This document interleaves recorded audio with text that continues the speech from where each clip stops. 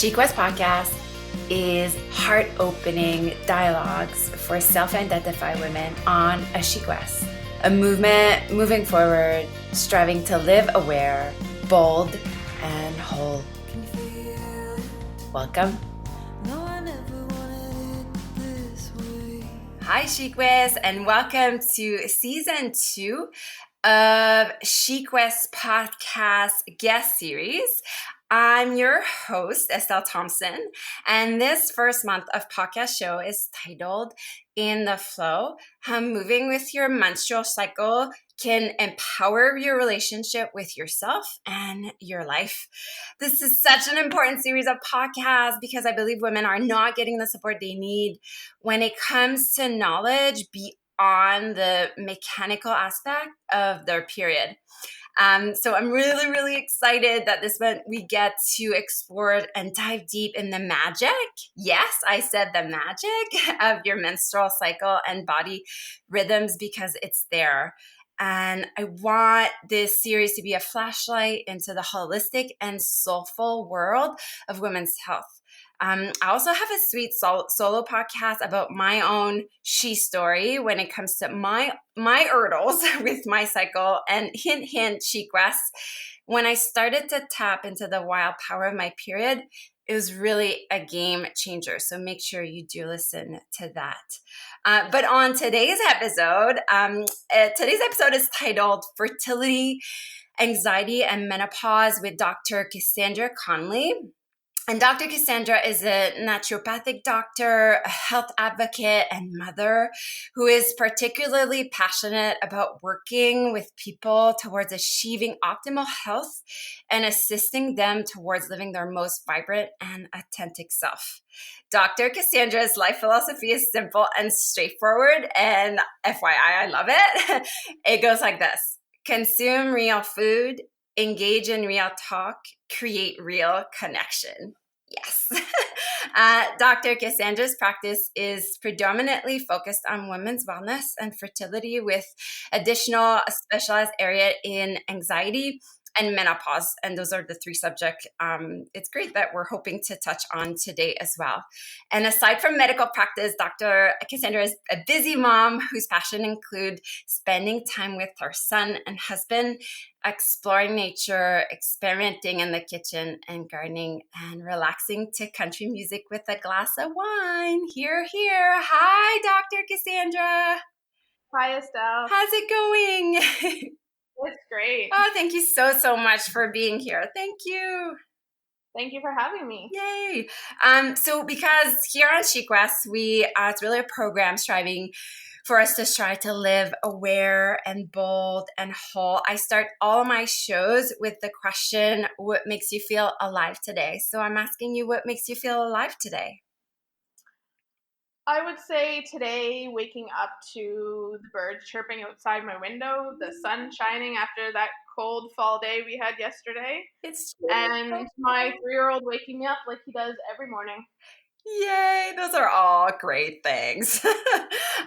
So before we dive deep in our subject of fertility, anxiety, and menopause, I'd love it if you told us just a little bit about yourself, like personally and professionally, perhaps your own kind of she story, in a nutshell, like your cultural upbringing, and perhaps leading to the specific reason why I wanted you on here on the Chic West podcast, how you came to be an expert in menstrual cycle.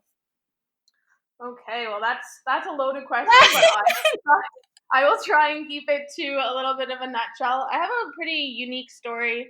I'm originally from Nova Scotia. I grew up here till I was 10, and then I moved actually halfway across the world with my mom and my brothers when I was 10, and we lived in the Philippines till I was 18. Wow. And then I moved back to go to high school and university, but it was really in the Philippines, I would say, that my love and passion for medicine became alive. I remember as a little girl, my mother saying I would line up my Care Bears with my Fisher Price medical kit, and I would perform all these surgeries. So my family knew from a young age I was probably called to be a doctor, but I would say that the Philippines is really what ignited that.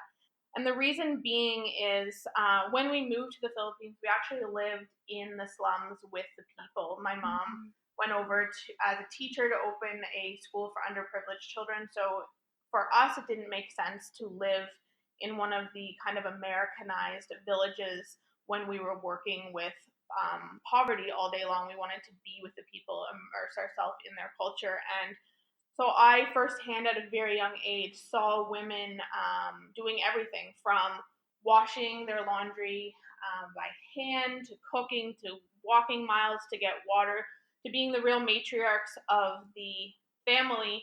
I thought as a young woman myself, I thought, you know what, there has to be more support for women in general. I then decided to move back and go to high school and university. And after my first year of university, I hit a bit of a roadblock myself. I took a pretty deep nosedive into the world of hormone imbalances and had a lot of anxiety myself. So I decided to take 2 years off, move back with my mom, and that's when I think really the passion kind of grew into a big fire in the sense that I got invited to work with midwives over there. It was a midwifery school that was owned by an American couple that was teaching American and Canadian midwives midwifery in a third world country, basically. And from having grown up there, I knew the language, I spoke the language. So they had needed a translator for all the prenatal visits. And so I dove right in, loved what I was doing. And within weeks, the owner came to me and she said, I think you want to get your hands a little bit more dirty. And during How old were you then? I was 18 then.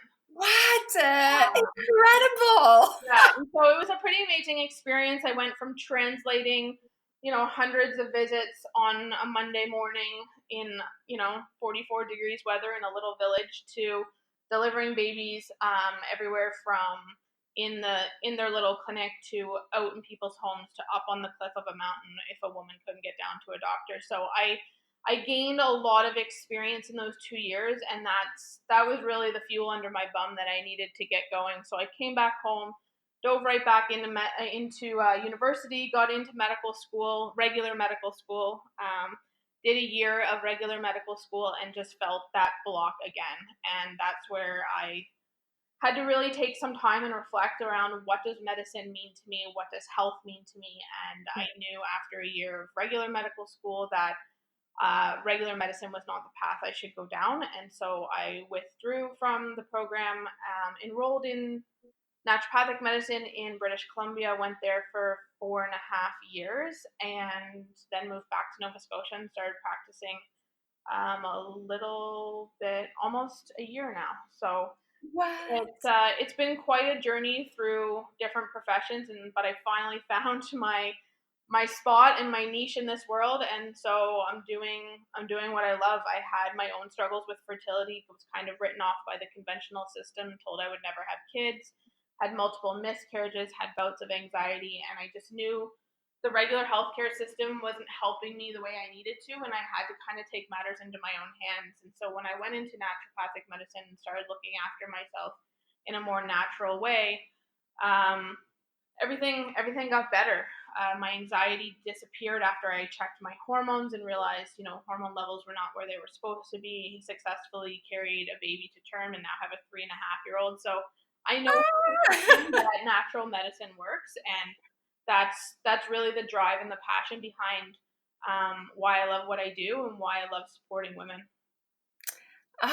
I love this so much, and how I always get a kick out of, our soul mission often. I mean, like 99.9% of the time comes from a lack, what we didn't get, like you were talking about just your hurdles with fertility and miscarriages, and how really you made, by going through that yourself, which is really in Chic West, we call it, that's your she story, and you made that the lack in that you made that your mission, and now you're following your calling essentially, wouldn't you Exactly. say? Or Yeah, I would say I'm definitely following my calling.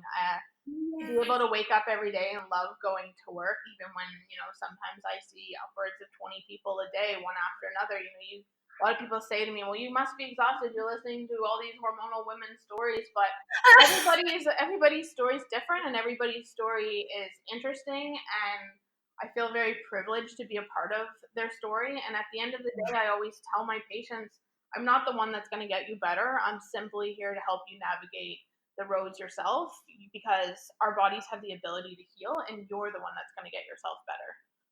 yeah. Oh, I got so much to ask you. Just incredible. So is that what women most often come to you with? Is it fertility issues? Is that it? It really stems from anywheres. I tend to see in clinic anywheres from the onset of menstruation, so your typical adolescent female, to menopause. There's a few men that trickle in here when they're women, pull them in, and their wives are like, "You're coming whether you want to or not." There's a few men that come, and there are a few children I see. In the beginning, I thought it was going to work a lot with pediatrics, but just having my own child, I think it's just sometimes too close to home.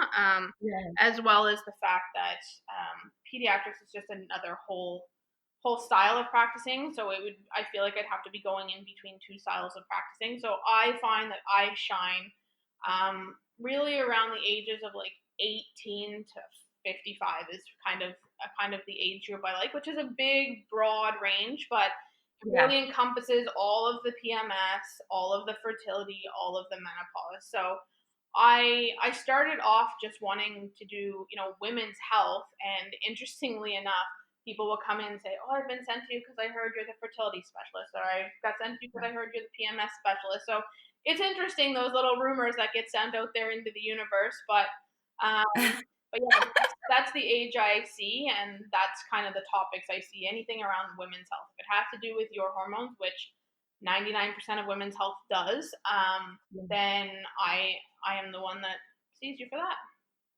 And so let's stick with that for a minute. When, let's say, when women come to you with fertility issues, is that where you go straight away? You go to like their hormonal like map, or how? Could you maybe elaborate just a bit on that? So an initial visit with me is a 75-minute visit. So that's where we go through everything from what is your past medical history to, were you born by C-section? Were you born by a vaginal birth? A lot of women don't even realize their own chemical makeup, their own medical health background can stem from the health background of their mother. So we kind of go that way a little bit, and then we touch on everything from your stress levels. Do you have anxiety?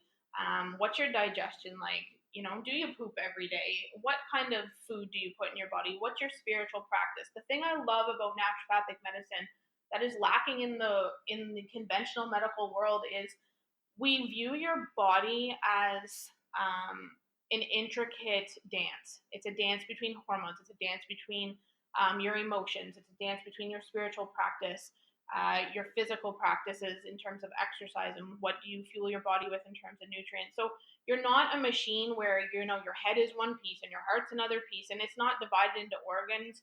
It's very individualized, holistic care. So a lot of the times women will come, and if they've never seen a naturopathic doctor before, they're almost taken aback when I ask them, like, well, what do you do for stress management, and do you believe in a higher power? What is your soul rituals every single day?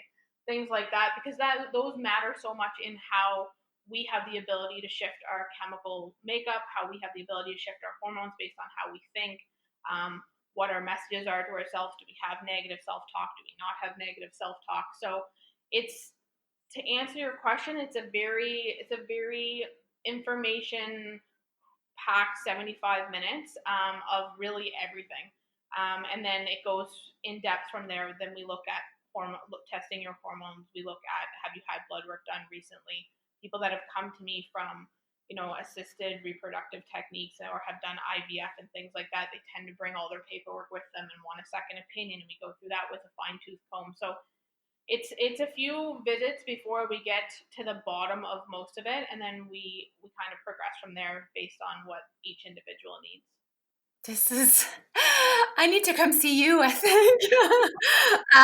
You've become my new best friend because all this stuff you're saying, the soul rituals and this self-awareness, I think that a lot of women, and I don't want to say lack because I think it's there. We just need to wake it up, Yeah, and to be like, for sure. what is it that you believe in and what is it that you want to feel are not questions that we ask, on a daily basis. And I so believe we must, and in that way, just to live a much more intentional, life. But and two, I mean, stress management. When you said that, I was like, this is so huge. How, like, as a yoga teacher, people do not know how to breathe, never mind how to breathe well, and I'm not, condone or saying it has anything to do with your period per se, but it's a huge piece, it's still a huge piece. So I guess my next question is, what's anxiety has to do with period? Does it affect it at all? I mean, I think I know the answer, but does anxiety, like, can affect your period? Anxiety can affect your periods, and periods can affect your anxiety. So, Yeah. uh, all of these Estelle are loaded questions, but anxiety very much can affect your period. If you've ever had a month where stress has been higher than normal, most likely you've experienced a late period. The typical, I'm going to run to the grocery store, I'm going to grab a pregnancy test because my period's late, I swear it's late. And then once you actually relax after you realize maybe you didn't want to get pregnant, and okay, I'm pregnant, all of a sudden your period comes 3 days later. So right there, that shows you that stress and anxiety can affect your period. Guilty of charge. Yeah. Guilty. And in turn, your period can cause anxiety depending on what your hormones are doing. So just to give you a little bit of I guess, a science 101 lesson here is Yeah. estrogen and progesterone are our two main sex hormones that are involved with our periods. Yes, the other hormones play a role, but estrogen and progesterone being the main players. If progesterone is lower than we want it to be in general or in relation to estrogen, we will see a dip in mood. Progesterone is the hormone that allows for pregnancy to be maintained. It also is the hormone that is the most dominant in the last 14 days of our cycle, that's waiting around, kind of, wondering, is there an egg that was fertilized? Was there not an egg that was fertilized? If there wasn't one, then, we shed the lining, we have our period, and we start over. If there was one, then progesterone continues to rise. And that's why when you talk to a lot of women, especially in their first pregnancies, you'll hear women say after they've had a baby, like, I felt the best when I was pregnant in terms of mood. Yes, maybe they had morning sickness. Physically, they didn't feel well, but in terms of mood, women are much more relaxed and chilled out than they are usually when they're not pregnant. And that's due to progesterone. Progesterone is a very calming hormone. And so when progesterone is out of whack and estrogen's, up in the skies, then we see a lot of this. Women will come in and they'll say, I'm anxious, I'm irritable, I have mood swings, I have breast tenderness. My husband always knows when my period's coming because I turn into, a witch or whatever. I've heard it all. And so that's why anxiety is so strongly linked to hormones, is all because of progesterone. So if we can bring progesterone up, which is very possible in natural ways, we use herbs and supplements to do that, then when we bring progesterone up is when we see the switch with the anxiety picture. That's great. And like, what I want to ask you about your own kind of stress management or like grounding techniques later, but Is there one thing you recommend most? And I know it's like a wide array because everybody's different. But is there something you recommend the most in terms of like anxiety or like, I guess, progesterone enhancing things you can do? Really just getting a hold of that stress. So cortisol, Yeah. which is the stress hormone, is so great at messing up the other hormones. And nowadays we live in this constant fight or flight. Yeah. Cortisol was created um, for us. If we look back to our ancestors when we were farmers or we were hunters and gatherers, or cortisol was there, not cholesterol, sorry, cortisol was there to allow us to, get that adrenaline pumping and run away from that bear. It was there as a safety mechanism. And now we can be sitting in traffic and we get road rage and cortisol goes. We can, be in an elevator and somebody looks at us the wrong way and we get in a bad mood and cortisol pumps out. So we've, as a society, most of us have lost that brake on cortisol. We need to slow it down. We need to tell cortisol, almost reprogram ourselves into saying, you know what, cortisol doesn't need to be shot out right now. And so we have herbs that we use called adaptogens that go in and allow our adrenal glands, which are our glands that pump out cortisol, allows them to calm down and just kind of become more resilient to stress. We also talk very much about what can we do for ourselves in a day-to-day kind of ritual sense. So how do you start your morning? How do you end your day? How do you deal with stress? Do you run and get something to eat? Do you emotionally eat your stress away? Do you exercise your stress away? Do you go out into nature? Do you even deal with your stress? A lot of times when I ask people about stress in their appointment with me and I say, could you please tell me what your stress is on a scale of 1 to 10, 10 being the highest? Most people will say it's 12. Oh, And so that just goes to show day in and day out our stress is too high. And then when you ask women, how do you deal with stress?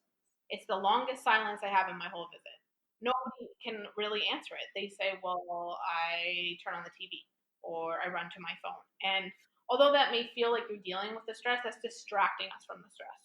That's not allowing us to acknowledge that we're stressed, feel what we're stressed, breathe through it, let it go and move on with our day. It's allowing us to be distracted, which pushes the stress even deeper. So stress is very much linked to hormones, very much linked to anxiety. and very much linked to fertility. Yes, and very much linked to fertility. My personal way of dealing with stress is grounding myself to the ground. So taking off my shoes, going out and putting my feet in the grass, putting my feet even on my office floor, taking my shoes off and just closing my eyes and feeling myself connect back with the universe. I also start my day with deep belly breathing before I even get out of bed, and I end my day with gratitude journaling and deep belly breathing as well. And that's an ongoing, struggle Yeah. for me as well. It doesn't come naturally for me to be able to kind of zone out. I was very much a type A driven personality, which is what got me into medical school. So it served its purpose, but um, as I'm getting older, I'm starting to realize, I can't run at 100% speed all the time. I need to take time and recharge because if I can't look after myself, I can't look after my patients, and I can't tell my patients to go do practices that I don't even do myself. It feels a little bit hypocritical. So I'm learning as much as I'm teaching my patients. Interrupting this incredibly heart opening episode to let you know about my new yoga channel. If you're listening to this podcast as a SheQuest member, this feature is included with the membership sisterhood community. Yay! More than 10 yoga practices and curated yoga playlists for each class. Classes and programs are being uploaded on a monthly basis. If you aren't part of the membership and would like to try the yoga channel, this option is now available. Use the coupon SHEYOGA, that's SHEYOGA, all big letters, to get 1 month free and tell the women and men you know and love about this stunning opportunity to develop a home yoga practice. SheQuest membership doors will open again in January, but until then, enjoy my yoga channel and say yes to moving, yes to connecting with your body, and yes to SheQuest. Now back to our ever expanding conversation. 100%. Everything you said there, 100%. And like in my personal story, I talk about how when like I slowed down, like that was a major piece for me. I had really bad like PMS, and when I taught myself to slow down when I had my period, like everything was so much better. And I talk about, like the magic of my menstrual cycle. And now, like, instead of dreading like PMS and stuff, I kind of like welcome it in. Do you know what I mean? Like, but I've really, and like you, like, it's taken work for me. Like, it's an effort for me to be like, to clear my schedule and to be like, I'm not going to do anything today. And I'm, the same, like super perfectionist and type A, and be like, to rest, like, what's that, And then at the same time, it's the only way that I found that, to really see the magic in that, and like to almost see my period like as a new beginning every month. Do you believe in that as well, or do you how, like, if I tell you, I guess, like, do you see your period as magic or like Oh, your client's definitely, period, or like is definitely. this something you what's that? I definitely do. And as much as, we kind of feel silly saying it or whatever, it really I know. if you really look at the female body and compare it to a male body, they don't get a report card every single month about their health. We get a report card every single month where we get to check in and say, hey, this month was easy. Maybe changing out that junk food for vegetables was better. Maybe decreasing the amount of alcohol I drink on a regular basis was better. It's that monthly check-in that I think we're privileged to have. Whereas men, they can go on and on and on, and they don't have any check-in until maybe they have prostate cancer and it's been too late. Yeah. And that's not to say that things can progress that we don't check in on. I know women get diagnosed with breast cancer and there was no warning, or cervical cancer and there was no warning, or they get really sick, and they didn't have kind of a heads up. But at the same time, I think the more we become in tune with our mind and body, the more we can dive deeper into ourselves during our period. And at that time, we can really reflect on, how do I really feel? Are these cramps telling me something more? Is what I'm feeling normal? So I do think it's magical, and I think we're really privileged to have a report card every week that is a really a ticket, almost like an inside lens to our health. I love that. I'm stealing the report card Okay. thing. I hope that's okay. Just warning you. Okay. And talking about like this magic stuff, I just want you to touch on, because you said you welcome a lot of women that are going through the menopausal period, and there's lots of women in our program that are that are in menopause. And I've read a lot of literature on how can that be too, like a really auspicious time. And could you just talk to us a little bit about that too? So I feel like there's a lot of fear around menopause. Yes. There, I think it's because the word itself evokes a lot of emotion in women. To go from being able to bear children to almost closing that chapter in your life can be really emotionally triggering for women. And I think the biggest thing we need to do as healthcare professionals, as people, such as yourself, that talk to women and have the ability to influence women, is we need to demystify it. Menopause is a natural passage of life. It's simply put, menopause is the final menstrual period, and a time when those childbearing years have come to an end, but a time when other things start to flourish. So I think if women were really taught what to expect in the years leading up to their last period, there would be less confusion and less fear around it. If you look at a menstrual woman and what she's going through in her late 40s and early 50s, hormonally speaking, it's very similar to a 13-year-old. Hormones are very up and down, they're all over the place, and women feel like they're riding this new roller coaster. You go through that in your teens, and then everything kind of regulates. You're like, oh, I got this for 20, 30 years. You know what's coming, what your symptoms are, and then all of a sudden life's thrown you a curveball again, and now you're trying to figure it out. So just knowing that there's so much that can be done for women that are going through menopause. They don't have to live with the hot flashes. They don't have to live with the vaginal dryness. They don't have to live with the mood swings. And knowing that they're not doing anything wrong, it's their own hormones kind of taking that final plunge over the cliff, and they're like, okay, I'm not going to make any more eggs, so I don't need this to be as high. And so it's those real dips in the hormones that make women feel so crummy, but they don't have to be. So naturopathic medicine does wonders for menopause. I treat a lot of menopause in my practice, and I've had great success with it. And the bottom line is, if it doesn't feel normal, it probably isn't normal, and go talk to somebody about it. Yeah. And I love that last bit, the intuitive bit, to trust that the intuition, to be like, maybe I should see someone, or, even if it's just for self-knowledge, and education, leading up to. And intuition is so, so strong, I find, especially in women. I'm sure men have it, but they don't talk about it. But even in women, like, look at the intuition of a mother, right? Ugh. Husbands, partners, they always turn around and say, I know my own husband. He says, how did you know that he was gonna fall off the bed a second before he fell off? And I was like, I don't know, I just Yeah. felt it. And it's, you don't even really realize it until you start to tap into it. And so I always And tell, that too is a muscle. yeah, That too is a muscle. yeah, and I Yeah. always tell women, like, tap into that intuition. Your gut is telling you something. Go chase after it. So like I said, if it doesn't feel normal, whether it's PMS, whether it's your gut, whether it's menopause, if it doesn't feel normal, it probably isn't normal. And so go talk to somebody you trust about it. Great message. I just want to veer gears a little bit. I've had some questions from women that follow me on Instagram, and I just thought we could ask you them if you're okay with it. Sure.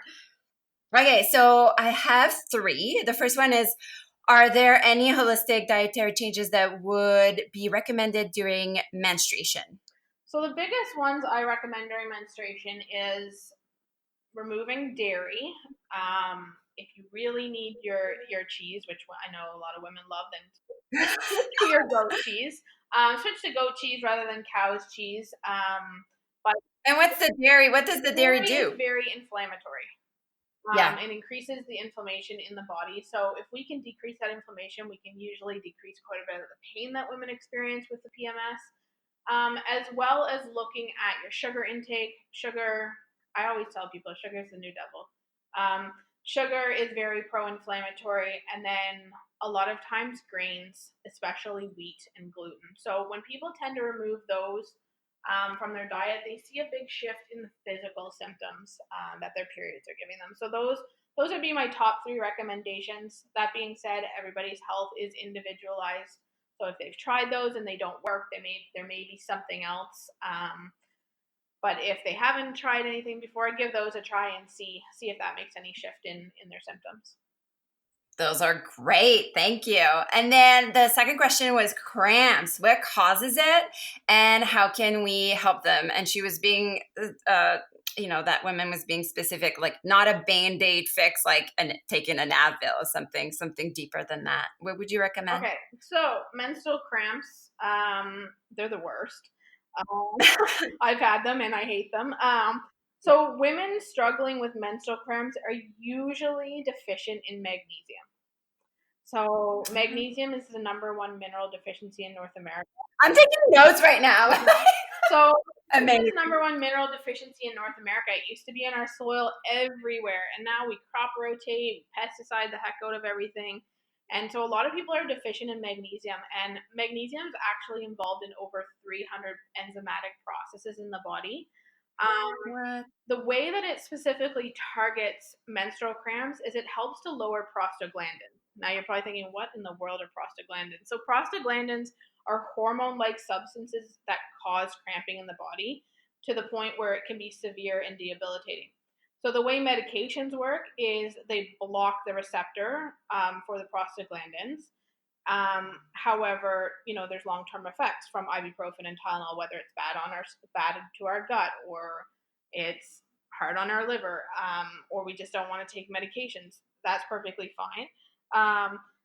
So I always tell people, try magnesium. So the elevated levels of prostaglandins prostaglandins are associated with the more painful menstrual cramps, and magnesium helps to calm those prostaglandins down. So everybody and their dog, in my opinion, should be on magnesium anyway because we're deficient in it. I have a lot of people say, well, I don't think I'm deficient in it. And then they try it. And then they come back and say, well, I don't know if it's working. And so my recommendation is always, if you want to find out if something's working or not, stop taking it. So they stop taking the magnesium, and it's usually 3 to 4 days later, they're calling me, they're emailing me, or they're back in my office, and they're like, I want another bottle of my magnesium. So magnesium's amazing. Everything from mood to menstrual cramps to musculoskeletal health to headaches to migraines to you name it. Magnesium basically can help with it. So magnesium is the biggest thing I recommend for women with menstrual cramps. If magnesium's not making enough of a movement, then I'd suggest they book in with somebody they trust to dig a little bit deeper and see what else is going on with those cramps, because there are certain medical conditions that can be causing the cramping too that we would want to rule out. Yeah. And can you only take the magnesium in supplement? You can you can only get it. You can get it in your food, but the problem is we're not getting enough in our food because the soil is such a poor source now. So we give it in supplement. You can get it. You can get magnesium in an IV form too. There's doctors out there that do IVs. But for the everyday person, supplement form, it comes in powder. It comes in different flavors for kids. It comes in capsule form. There's lots of ways you can take magnesium. Lots of different brands, lots of different strengths, lots of different kinds of magnesium. So it's really important that you do talk to a healthcare professional about getting the right kind of magnesium. Some magnesiums have a laxative effect. And if you're already cramping, I don't think you're going to want the one that's going to cause you to cramp and go to the bathroom all day long. So it's best to check in with one of your healthcare providers around magnesium and get on the right one. Yeah. And I've kind of mentioned about it, but I know when I rest, and I know we don't have that luxury all the time, but it really, I couldn't believe it, how much less cramp I was having, the cramp almost being an indicator, like slow down, Exactly. Well, even taking, hot baths with Epsom salts. Epsom salts is magnesium, a form of magnesium, right? So magnesium's amazing. Resting is also awesome. But like you said, if your period decides to show up Monday morning and you need to be at work with the ability to cramp, you're going to want to do something. Magnesium also comes in a spray, which I forgot to mention too, and I use that a lot. I spray it right on my back, and your skin's your biggest organ of absorption, and it absorbs really beautifully through the back, and I've seen a lot of relief with that too. And you can get magnesium oil sprays at almost any health food store, so that works great too. Amazing. So much good stuff. And then I got one last question. And maybe I didn't even know what it was, so maybe you can enlighten us on that. Is there a way to heal high grade dysphagia on the cervix? So high grade dysplasia is, yes, it can be done to a certain point naturally. I'm not sure how many naturopathic doctors have the training here in Nova Scotia. What is it? Do you mind? What they do is they actually paint your cervix. So what they do is it's almost like a paintbrush, and they mix a bunch of different herbs, minerals, vitamins, natural products up, and they paint your cervix in a certain sequence. So there's things like turmeric that are used, other herbs that are really beneficial to the cervix, and they go in and they actually paint it. So it's like you're getting a pap, but they're painting your cervix with these herbs, and you go back over a series of different visits until we see a regression in those cells. So depending on how high your dysplasia is, depends on how successful the treatment's going to be. But I've done it in my residency when I was in BC. I've seen successes with it. It's called, I always pronounce it wrong. What is it called? Escarage, I think is what it's called. But it basically is using natural products and going right to the source. So targeting the cells right where they are and trying to heal the cervix.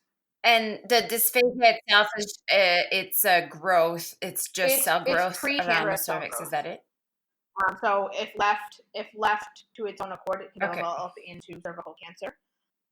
But it's not, and it's in different stages. So that's what they're checking when you get a pap smear. They're checking if you have any cervical dysplasia. So dysplasia is a fancy word for cells that don't look right. Right. All right. Well, thanks so much for answering that. And then I usually go on, and I guess you've answered them already. You enlightened us with like your own self-exploration tool for personal growth. And we kind of have the same. I love doing the same thing, like putting my feet on the ground. And I love going to the beach. Actually, I like push sand on my feet, and that makes me feel really grounded. So thank you for those in your gratitude journal. So these are all things we actually like do in Shequest as part of the program and whatnot. But I guess because we're talking about like our periods, do you record your period every month? Do you like recommend? Is there tools that could you have? I guess that would make us feel empowered through our periods. Would you think? I record it through an app on my phone. So I use the Flow app, FLO. So I use the Flow app to record my period every month because it has the option of recording like your mood, and Yeah. all your PMS symptoms, and whether did you have protected sex, did you have unprotected sex. So if you get pregnant, you can kind of go back to see, okay, when did I actually conceive? So I find it very detailed, which I like. Yeah. I'm a detail oriented person, so that's the one that I like. It's also free, which is an added bonus. So yeah, that's the one Yeah, I I mean, there's tons. There's tons. I use like Period Diary. I think there's a few of them, right? Yeah, oh yeah, there's tons out there. There's ones you can pay top dollar for. There's ones you can get for free. Right, right, right. It really depends on how detailed you want to get, but I find of all the ones that I've tried, I have found Flow to be the best for being a free app. Amazing. So I'll write a note. We'll write that down on your Flow app because those are a really great tool. Great. And then my last little bit of questions, they're just kind of little quick answers and just more like personal, I guess. Are you ready? I'm ready. What do you have like a favorite mantra? I do. My favorite mantra is life doesn't have to be perfect to be beautiful. I love it. I love it. Do you have a favorite flower? Orchids. Yay. A favorite book that you've read in the past 6 months? And it could be fiction, nonfiction, anything.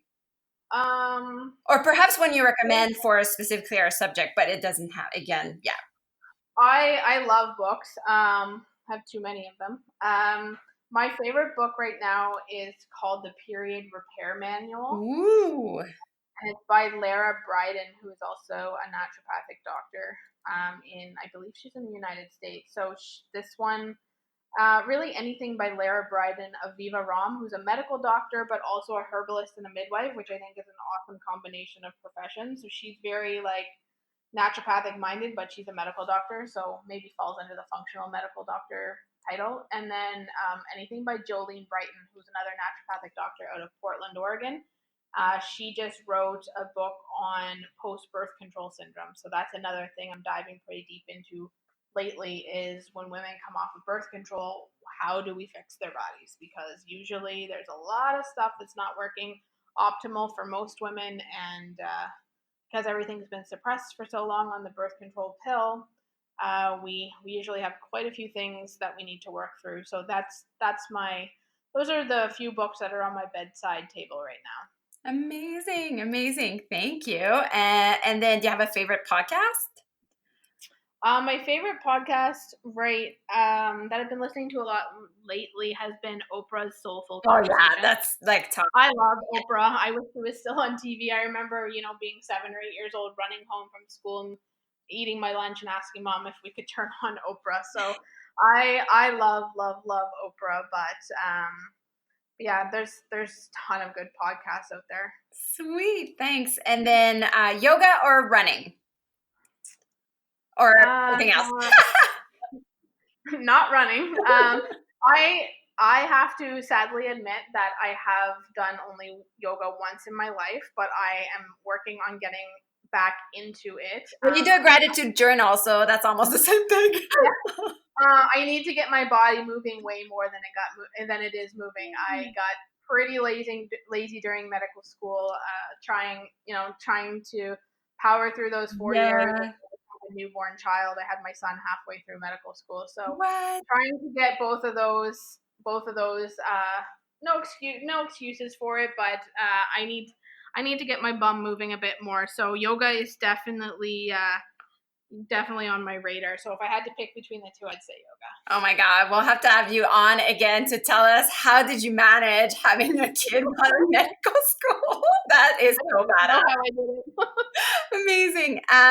And do you read like books, and hardcovers or Kindle?